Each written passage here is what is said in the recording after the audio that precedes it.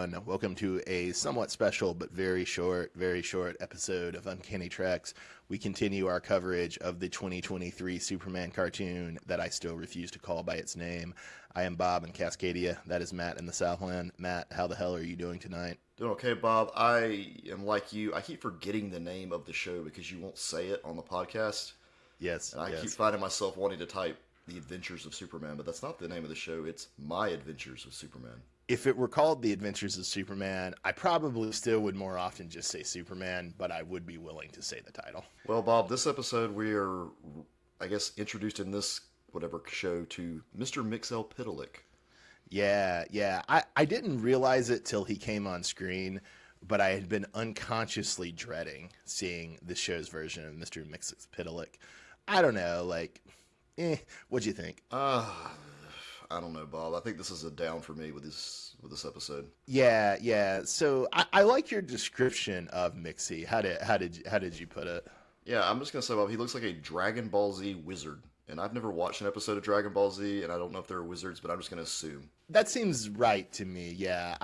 I just described it as very anime, but yeah, I think the specificity of Dragon Ball Z Wizard is completely correct. I guess I should say for anyone joining us that we're talking about episode 7 of Superman 2023, Kiss Kiss Fallen Portal, which pretty good title, I gotta admit. I guess I'm not bothered so much by this version of Mixie like I've been bothered by how they did Parasite and The Mist and Silver Banshee, because broadly he still is, Mixie, he has all the mischievousness and you need to trick him, but the design is, even though Mixie's design has varied somewhat over the years, the design is a pretty radical departure.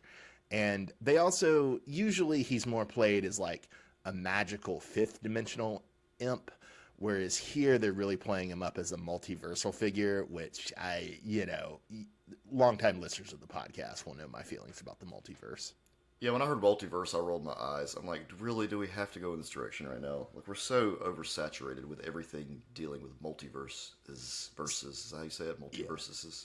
Yeah. So some people had a pretty sick meme on Twitter. I think it's the Jordan Peele sweating meme. And it's just that picture. And then it's the producers of My Adventures with Superman when they hear people complaining about the multiverse stuff 3 months before the show comes out.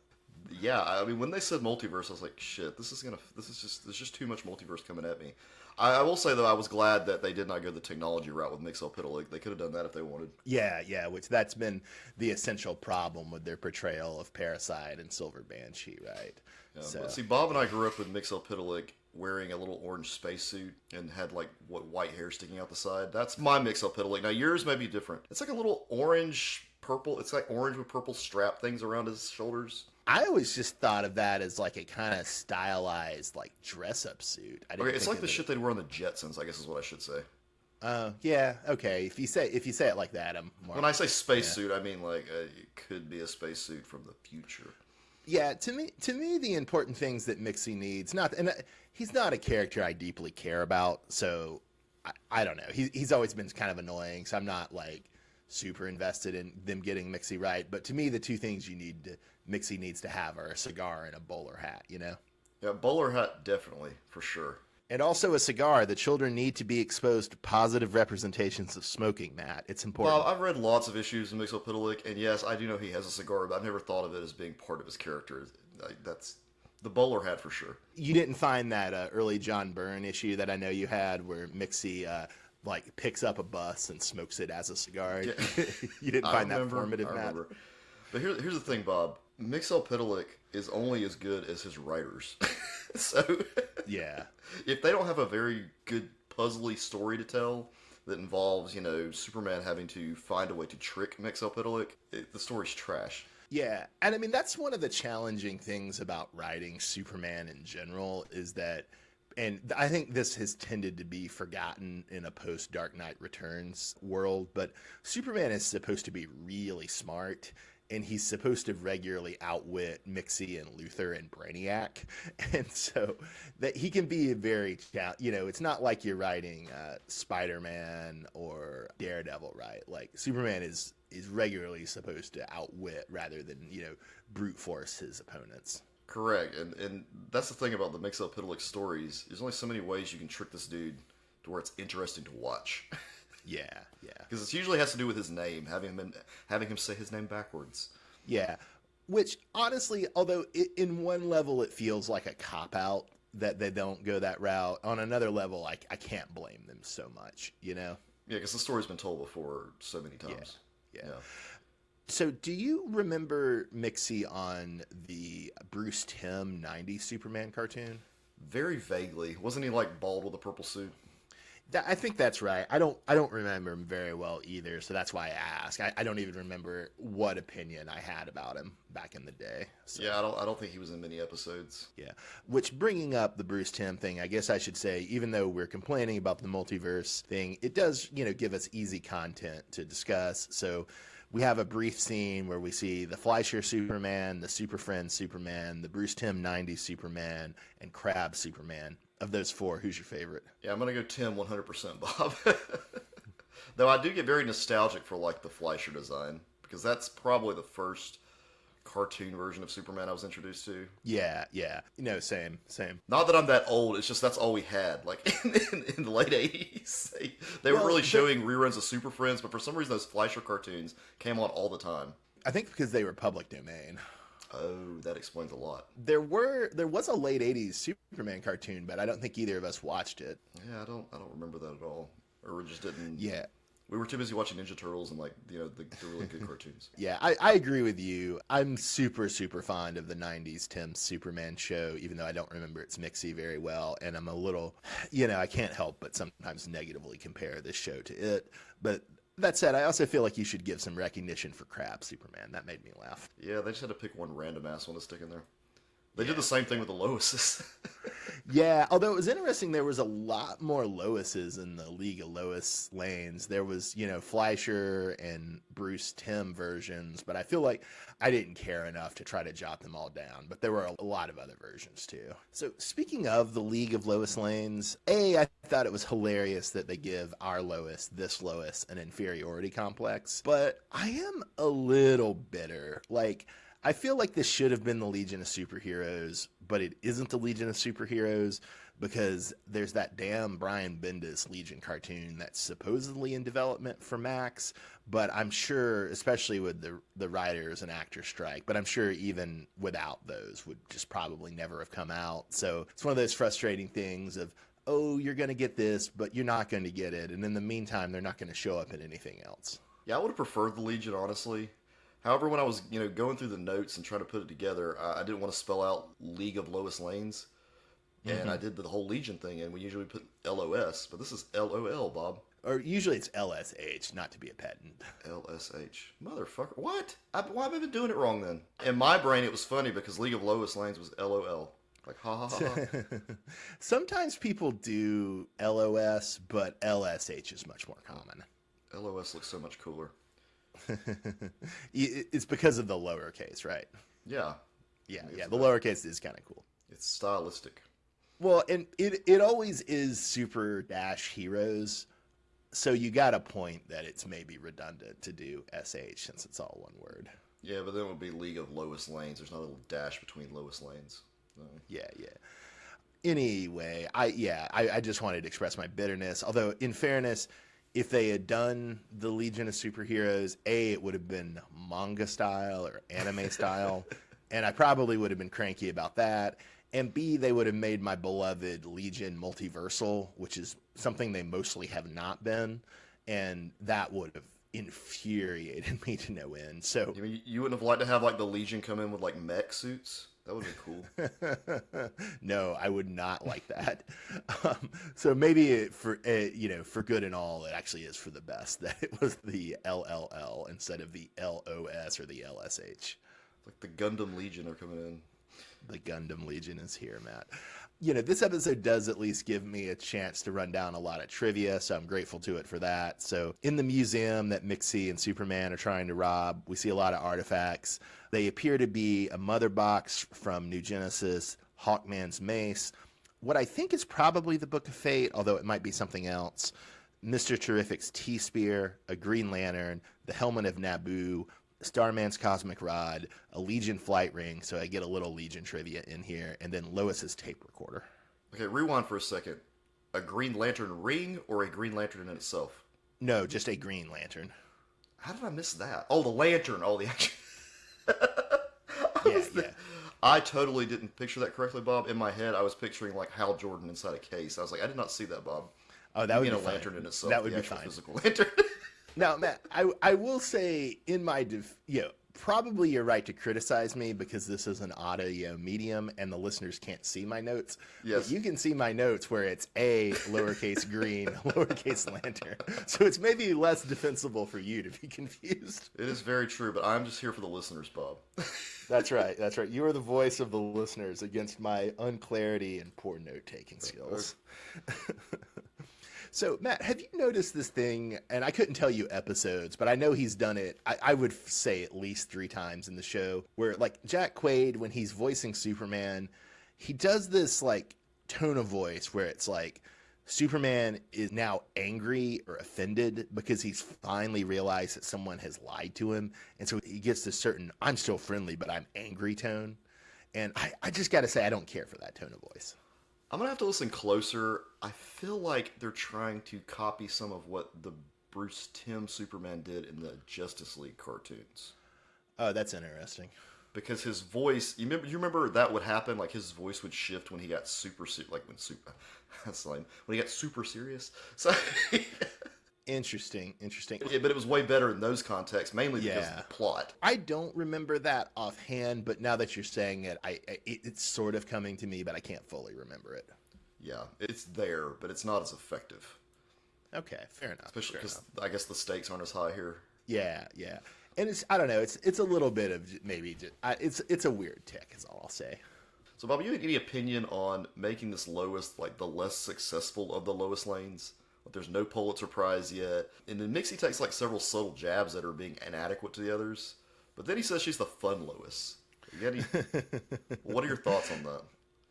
I didn't have too many thoughts on it, but one thing I did see on Twitter that I thought was pretty good was also somebody making the point that, and in a way this maybe just shows how predictable and racist some fans are, but they were pointing out that it's almost, or not almost, it pretty much does seem like the producers of the show anticipated the fan backlash to Lois, and so it's like, they're preempting the fan backlash with like Mixie being the sort of voice of the fans, or at least the more meta, more self-aware voice, which is a role that like Mixie and Bat might often play. Yeah, and Mixie's obnoxious, so what does that tell you, fans? Well, I forgot to put this in the notes, but I was thinking the use of Mixie in this. So Batmite obviously is the Batman clone of Mixie, who shows up in 50s Batman comics and then famously shows up in the Brave and the Bold cartoon from 10, 15 years ago. But the use of Batmite, I think, has always tended to be more self-aware, more meta, more winking at like the history of the Batman character. And it was kind of interesting that it felt like a lot of that had bled over to Mixie in this episode, which is not stuff I would as much associate with Mixie, if that makes sense. That is very true, because Mixie does seem to have more of the characteristics of Batmite. He just shows up whenever, and I don't feel like they really had to try to trick him to make him go away. There wasn't anything like that going on. He's still around. They sort of did that with like Lois snatching his hat. Like that was sort of their substitute for making him say his name backwards. Taking that certain level of his magic away, but other than that... So did you have thoughts on Lois being the least successful Lois? I don't know what they're going with. I was glad it was kind of a different take, because we've always seen Lois as like the super successful, go-getting, career-oriented reporter, and this is more of someone who isn't pushed so much to climb the ranks. But then again, that may just be a whole social commentary, Bob. I think it's interesting to do like a League of Loises, right? Especially since Grant Morrison and Josh Williamson in the comics have done a lot with like multiversal organizations of Superman, which I don't care for. But, if you're going to do it for Superman, I guess on one level you might as well do it for Lois. But on another level, it sort of annoys me because like I am fully of the opinion that Lois has to be awesome for Superman to work, right? Like she has to be a human who's so deeply impressive that like Superman is smitten with her, which is no small thing. But on the other hand, like I don't necessarily need Lois to be a multiversal warrior. That's a little dumb. Yeah. In today's society, you have to be a multiversal warrior, Bob, Yeah, to stand out. Well, and also like Lois should be one of the best reporters in the world, but I kind of feel like to the extent that there should be realism in Superman shows or in cartoons and comics, which is not there probably shouldn't be that much realism, but to the extent there should be realism, it probably should attach to Lois and Perry. You don't need to do nonsense about like winning a Pulitzer at 19. No one does that. Strangely, that's far-fetched. Yeah. In this universe. Maybe you didn't catch this, but the character who was a merger of Jimmy and Lois, that was her name Jacinda Lane? Jacinda Lane, yeah. Okay, I was looking online and couldn't find it, but I think she may have been Jacinda Olsen. I wanted to double check that with you since I couldn't find it online yesterday, and I did want to say that her enthusiasm for Comet the telepathic horse was super charming. Yeah, I knew when that horse showed up. I was like, Bob's going to mention that. Bob likes that horse. I do like, in some versions, the horse is a rodeo cowboy named Bill Starr. Yeah. We've heard the story, Bob. You're the only one keeping that legend alive. I love it though, man. I love it. I will also say I'm deeply annoyed, and I try not to be like an English teacher pedant, but this really annoyed the shit out of me. The writers don't know what redacted means. If you redact something, it means you obscure sensitive information, like you black it out within a document. It doesn't mean you restrict access to a document. Yeah, that doesn't make sense. I didn't catch this, but I don't know, Bob. That seems a little nitpicky. I don't know. I just like a whole room of writers and no one knows what redacted means. Come on. They're all getting ready to go on strike. See, this is why you need to pay your writers more so they can afford to have a dictionary. They got to increase their education. Exactly. They need to come to my class. I wouldn't let that fly in the paper. We should have mentioned this early, but it was an amusing little nod that Mixie's power source is a derby hat.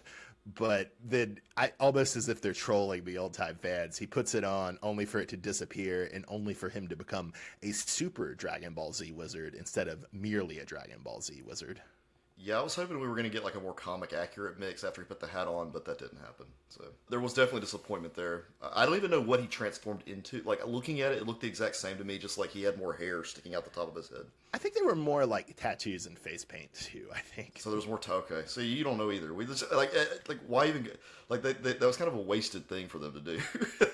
I mean, I think transformations are big on Dragon Ball Z, so it's probably ties into that somehow. Yeah. But, so arguably this is going to be nitpicking too, Matt, but like A, first date is way too soon to be saying I love you, right? That's right. Kind of creepy. And then B, if you ask somebody if they want coffee at 9:30 at night, you're asking them if they want to fuck, right? Yeah, when I watched it, didn't think anything of it when he said coffee at 9:30, but then as the show went on, I was like, wait a minute, why did he say that? I think the coffee meant sex. But then it showed her coming home to play with the ball after the date, the little like Kryptonian ball thing that gave her the information about Superman X. So maybe she didn't spend the night. I don't know. Jimmy is Clark's roommate, so he's got a roommate. Maybe, and it looked like they were in a very small apartment. So I don't know. I will say I'm not opposed to sex on a first date, but probably it is a good thing to set boundaries and to not stay the night. So good on Lois for that. I am very opposed to saying I love you on a first date, even if you do have sex. I mean, look at the last couple of days in Lois Lane's life. It's just, it's way too much. She needs to blow off some steam, Doc. Yeah, give it some time. I think we're saying different things. But we are saying apparently we're saying very different things, Bob. I'm saying pump the brakes, and you're like, who cares? I'm just saying, don't make emotional confessions like that on a first date after a bunch of traumatic experiences. Speaking of Lois's plans for the future, the show basically making her Batman with the kryptonite is pretty funny. I gotta say that. Yeah, this is going to be really interesting, Bob. Until the character that we thought was Metallo at the end of last episode, he steals it and uses it to harm Soups. I could see them going that direction, but I think it'll ultimately be like Lois having to debate whether to use it on Clark either at the end of the season or next season, because since it's a show that's so centered on Lois and Clark drama, I think that might make more sense than just Metallo yoinks it from Lois. Yeah, you're probably right. I can totally see the scene where he's about to like laser somebody, and then she has to like hit him with a kryptonite. All right, Matt. So I've brought in a few Twitter memes, but you have a Reddit grievance to air. Yeah, Bob, I just want to give a shout out to the Redditor who spoiled the appearances of the multiverse Superman and Lois's. Putting spoilers in the title, but then not obscuring the image with a spoiler tag makes you a complete douche. Maybe it was accidental, but if you're out there and you're one of the people who listens to this podcast, I hate you. But please continue listening for further coverage of my adventures with Superman. I'll just say, if you are out there and a listener, if I had seen that post, I wouldn't have cared. Both because I'm laxer on spoilers and because I hate the multiverse more than Matt.